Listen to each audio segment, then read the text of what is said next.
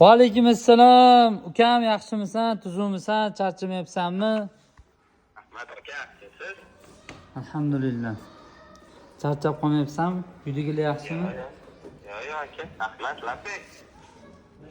Bitta masalada quvvatuzimda, ukam. Hozir nimalar?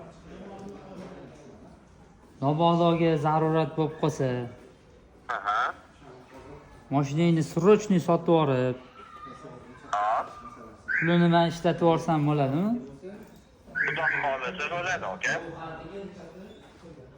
Nech pul taxminan mashinaning narxi? Endi bilmayman, men oxirgi marta narx qilayotganimda 6,5 million degandek pul tushdi. Bo'ldi ukam. Vaziyatimga qarayman, agar majbur bo'lib qolsam aloqaga chiqaman. Yes, aka. Rahmat ukam, baraka top. Boringiz shukur. Akajon, joningiz omon bo'lsin. Xo'p bo'ladi. Bo'ldim, boshqa masala yo'q. Yo'q, ukam, bitta shu masala edi. Xo'p, aka. Hop. Prosta bunaqa qadrdonlar har doim trevojit qilinmaydi. Bu gapirishni o'zi bor, bitta mahoratda, ishonsanmi?